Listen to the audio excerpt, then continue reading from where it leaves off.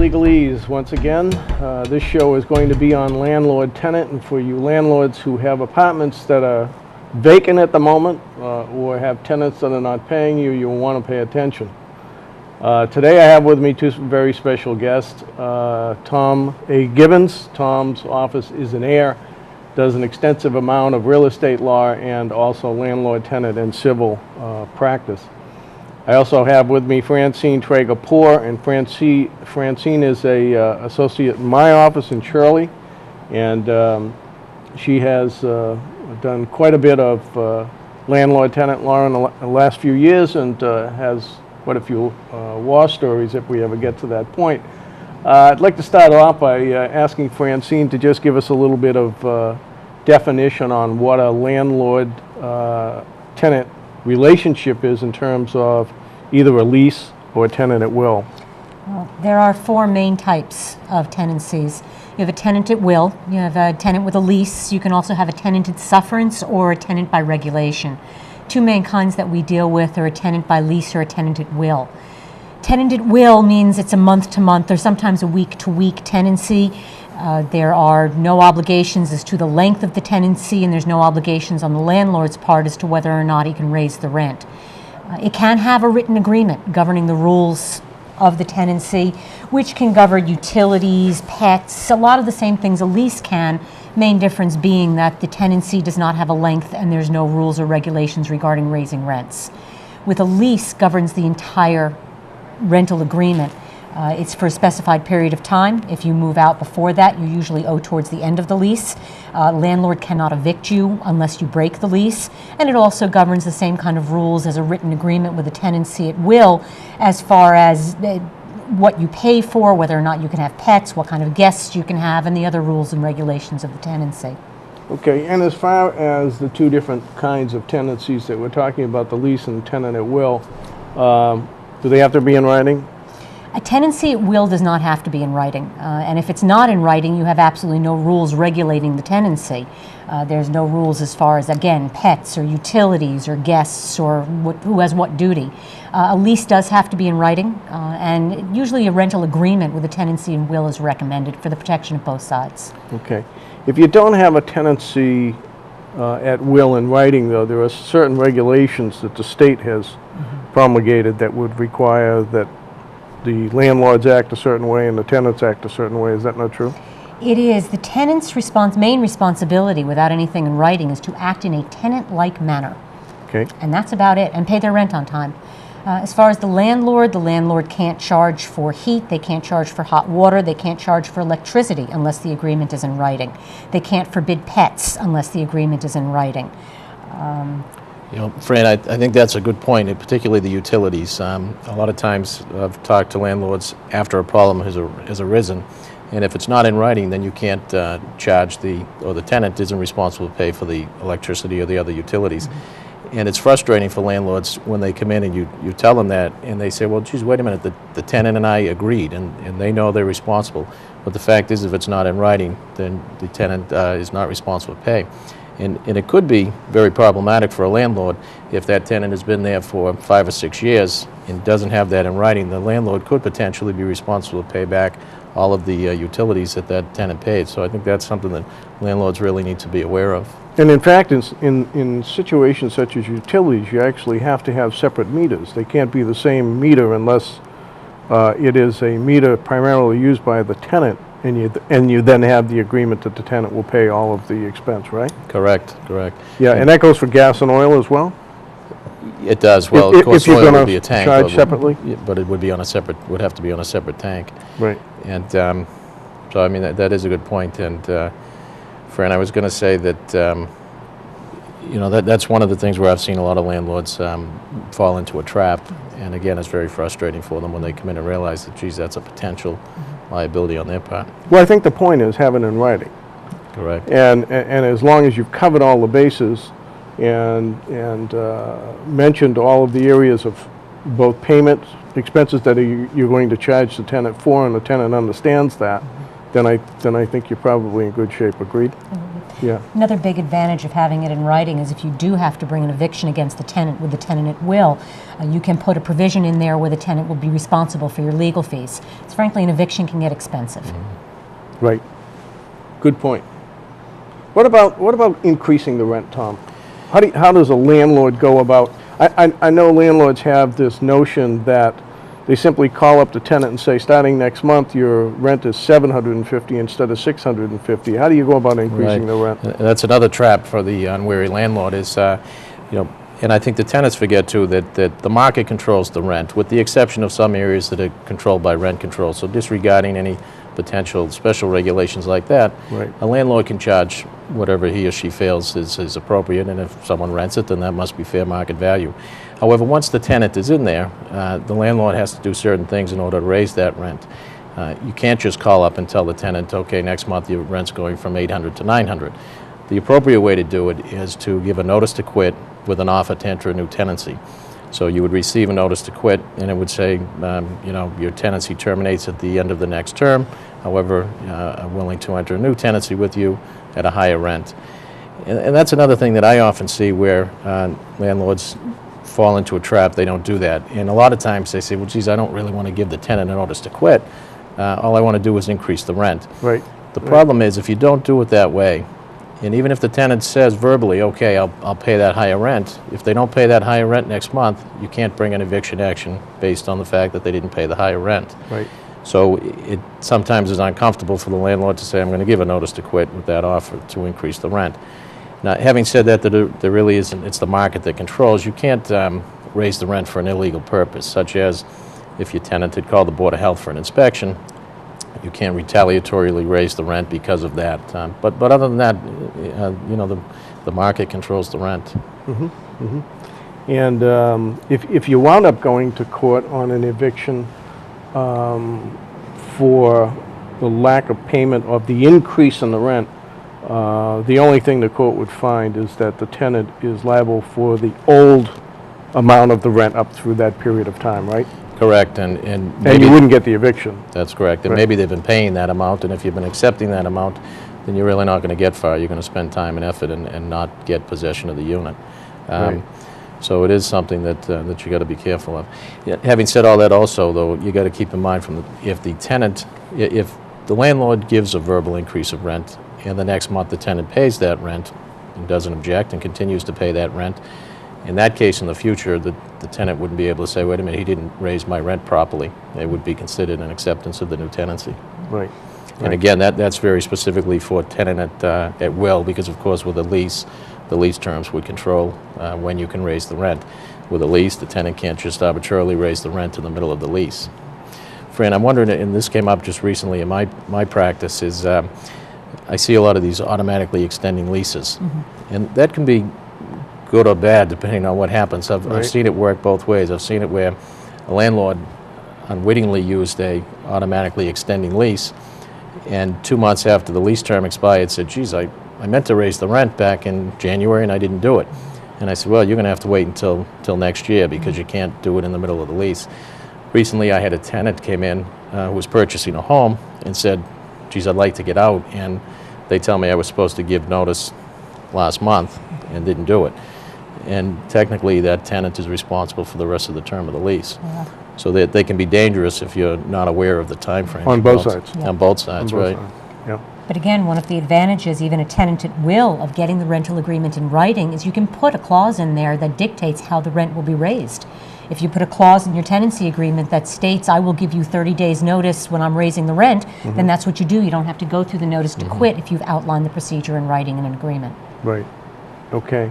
Now, let's talk about another very important item because it almost always comes up when you go through an eviction. And eviction, the word eviction or summary process to a landlord is gut-wrenching. I mean, the minute you have to think about going through that very arduous task of evicting someone from an apartment, number one, you know it's not going to be overnight. Number two, you know there's not going to be any payments made to you during that period of time. But one of the things that constantly comes up is security deposits. You want to talk about those, Fran? Well, security deposits have to be handled in a very specific way in Massachusetts. It's riddled with pitfalls for the landlord. The landlord cannot ask for more than security deposit last month and first month, and a deposit for the key when the tenant moves in.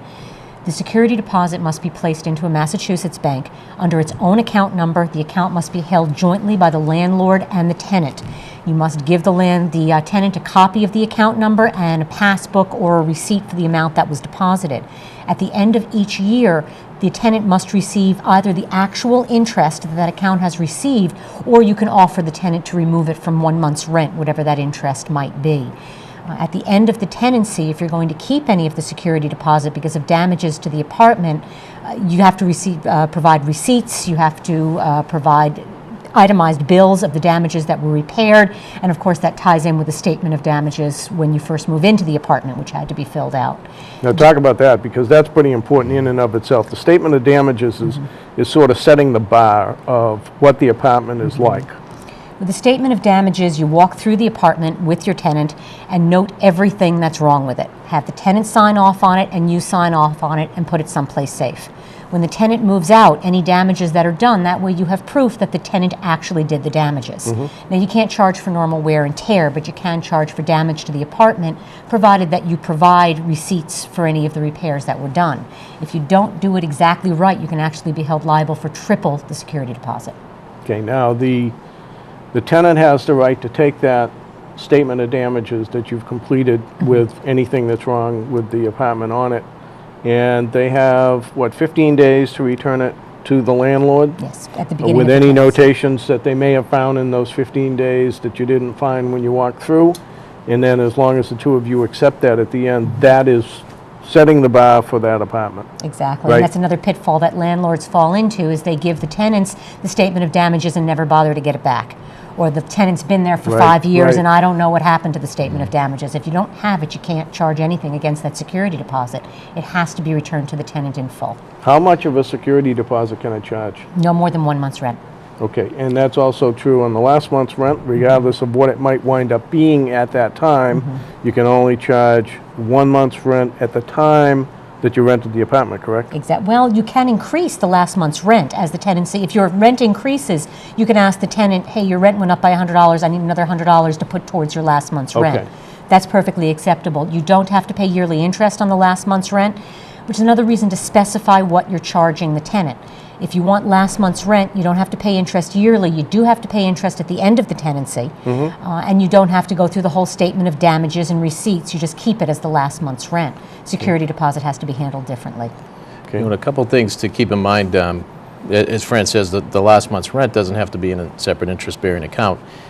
But if you don't do that, then you'll be paying interest at 5%. So if you put it into a separate interest-bearing account, and today, I don't know what account's getting, but probably 1%. 2, 3, 4%. Maybe, at yeah, the might have gone up. most. Yeah. At the most. Pay So- actual interest. Right, so although sometimes we're talking about a small amount of money, but you will be paying 5% if you don't put it into a separate account.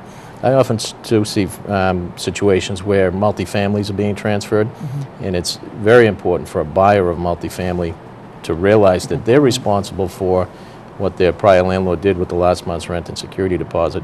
So it's very important that when they purchase a multifamily home that they get the accounts transferred, they collect the interest, and if the prior landlord hadn't put it into an interest-bearing account, that they get from them the 5% that they're going to be responsible for.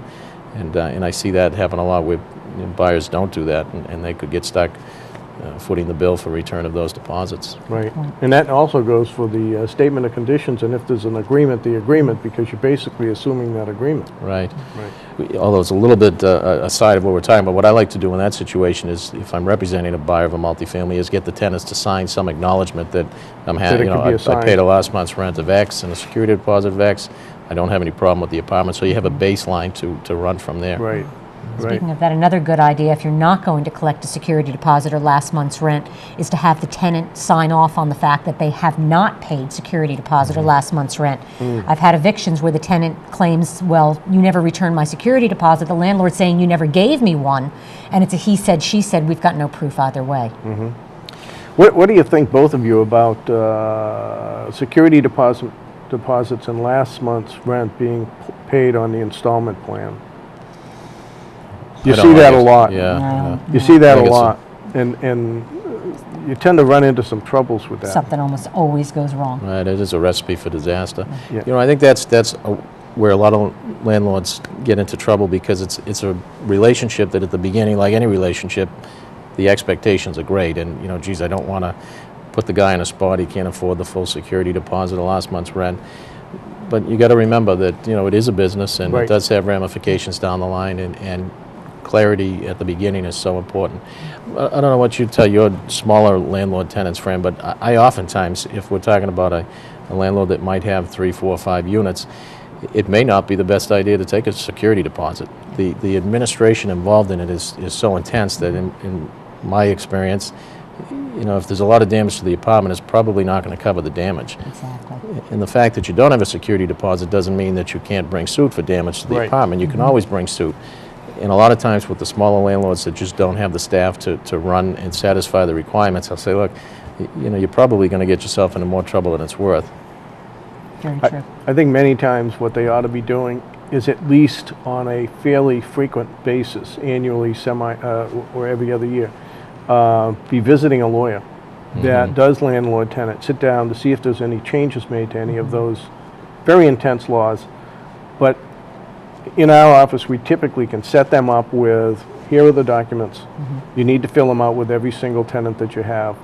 Once you fill them out, and once you take these steps, step by step, you can get through the process. It's not that it's overwhelming. It's just that it's very confusing if you're trying to read the code. Right. And I think it serves them well to spend a couple of dollars on an attorney if they're going to be in business, as you Right. say.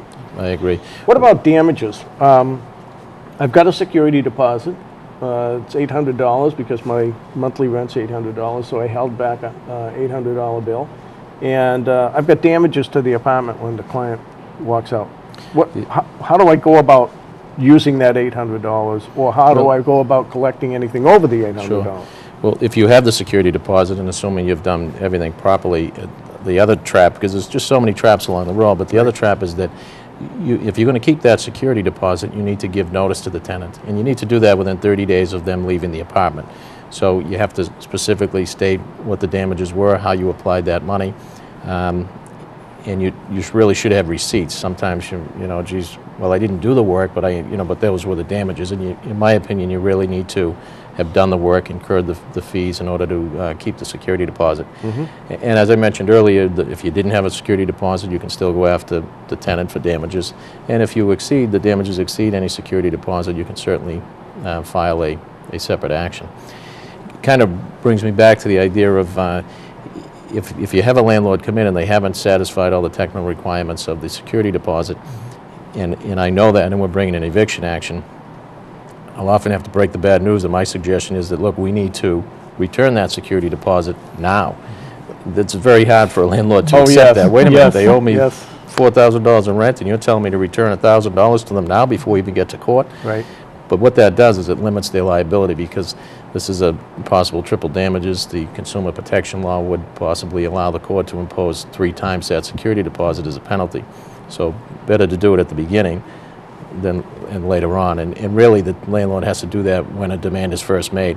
In my practice, I always take the opinion that, at least at the last moment, it's when that defendant files an answer, which is probably going to allege that you didn't satisfy the requirements of the security deposit. Yeah, and that's really important, because we run into that all the time as well, and it's the worst thing in the world to have to do, to explain to a landlord that if you don't, it could be triple what Right. you're holding, because you didn't do one little thing in that statute of maze that they put out there for security deposits. And you're right, the best thing to do is return it and be safe and move on. What about the landlord obligations, Francine? What are the obligations of a landlord to the tenant? There's an implied warranty of habitability, and Which is what? the place is livable. Okay. Is really what it comes down to. I mean, you can look at case law as far as what defines habitability, but that's what it comes down to. And the landlord guarantees to the tenant that you can live in this place, and that it's fit for human occupation. That's the main rule governing any place that a landlord rents out. There are specific requirements, such as there has to be water and hot water, enough pressure that all the plumbing fixtures can be used. The landlord can't charge for that hot water unless it's in a written agreement. Okay. Which is another thing. The heating system must work. If the landlord controls the heat, it's got to be 68 degrees during the day and 64 degrees at night from fall to spring. They must pay for the heat unless it's in a separate agreement that the tenant pays for the heat.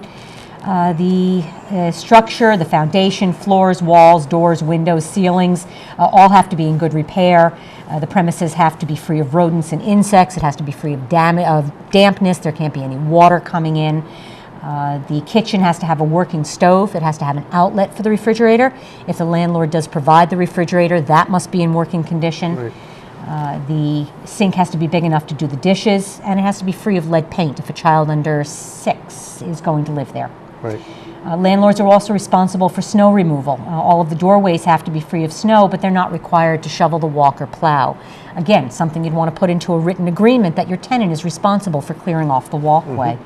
Electricity, again, landlord must pay unless there's a separate meter and a written agreement.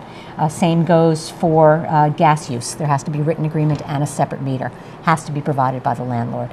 Okay. And some of the things that we run into on a regular basis is when a tenant is unable to make payment of his or her rent in a particular month, the first number they dial is not 911, it's Board of Health. Board of Health.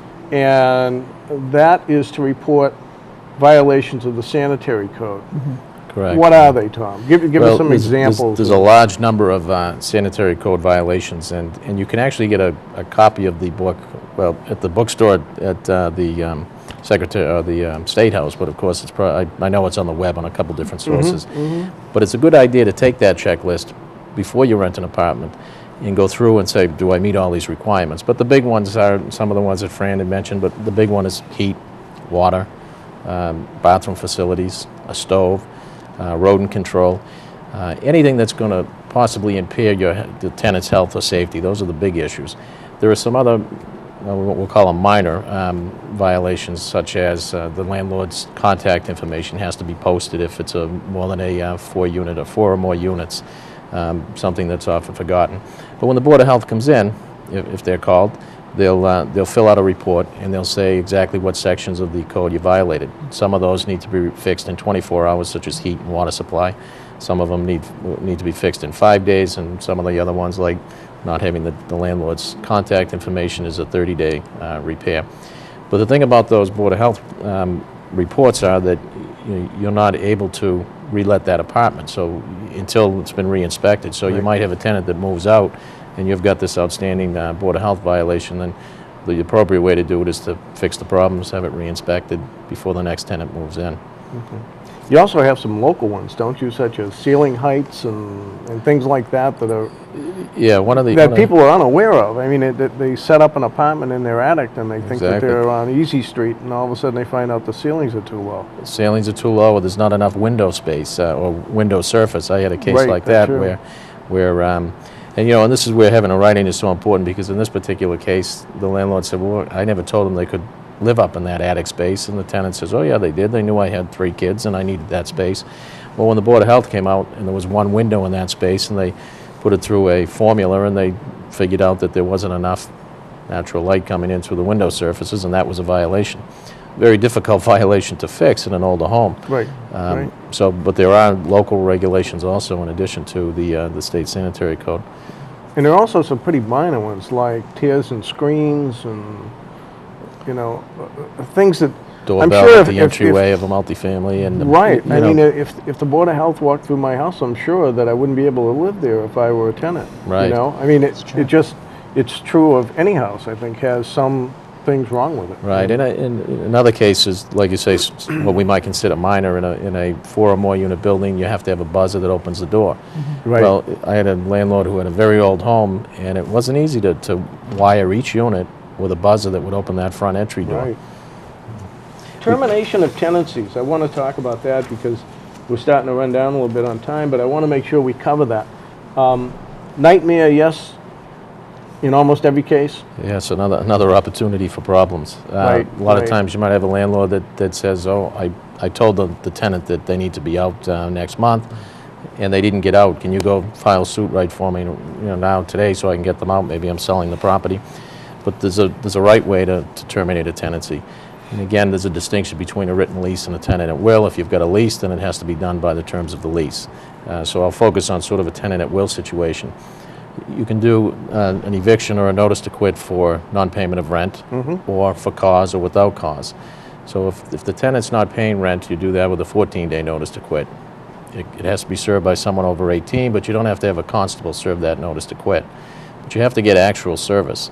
So my practice is that if we don't get in-hand service, we would also mail it. And there's a presumption that if it doesn't come back, that it got to the tenant. Right. If you want the tenant out for cause, they're having loud parties, they're doing damage to the apartment, you can have them out with a 30-day notice to quit.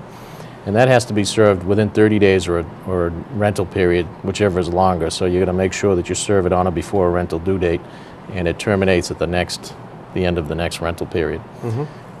So those are, and if you state cause, and that's what you're going to have to argue when you file your summons. But after the notice to quit is in place, then you go through the summary process where you'd actually file suit. And in the time frames in a summary process are very, very strict. And if you mess it up, then you're going to be starting over, at least from the point of starting the suit. But at any rate, you serve the summons and complaint. That has to be served by a constable or sheriff.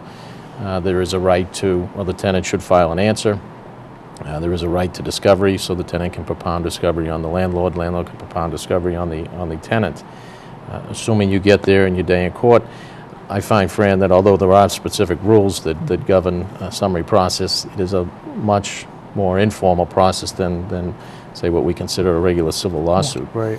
And I think oftentimes, at least preliminarily, the judge might try and see if there's some common ground that can be met. Well, you're nearly forced into mediation. Right. And I don't know your experiences. My experiences with the mediators is that they attempt to force a settlement. Very often they'll pressure the landlord to waive whatever back rent it is in exchange for the tenant leaving willingly. Right. And typically speaking, if you're in a situation where rent is not being paid and that's the reason for it, then you're not going to get the money anyway. I mean, let's get real about it and understand up front that you might get the tenant out, and that's what you want to do so you can re-rent and start collecting rent again. But you're probably not going to get your money back from a tenant who can't pay the rent to begin with. Right. Okay. I often from the start try and counsel, regardless of what side I'm on, but these solutions are best settled some way if we can reach common ground. Sometimes we can't, and that's what the courts are for. And there's the landlord has a choice of bringing his action in the district court or the housing court. And with the housing court, they have the mediators that... And the experience. Yes, experience. And I find them very helpful, because if you've got an unreasonable client or there's an unreasonable person on the other side, then they help in educating that person. Okay. Well, half an hour goes by It fast. sure does. I say that to everyone that comes on the show, and they realize that after we get done. I'm going to thank both of you for coming on. Your expertise is well received, I'm sure, out there with landlords who are in this predicament. By all means, I would recommend to you out there, if you are in the process of evicting a client, a tenant, and have a situation particularly where it may be rent-based, security deposit-based, you might want to get a lawyer and help you through that process. Your chances of collecting, I think, are better. Not great, but they're better. And what we've said here today is information for you. It shouldn't be relied on in representing yourself. Get yourself experienced counsel if you're going to be involved in a landlord-tenant situation. Once again, I thank you for watching, and we'll see you again next month.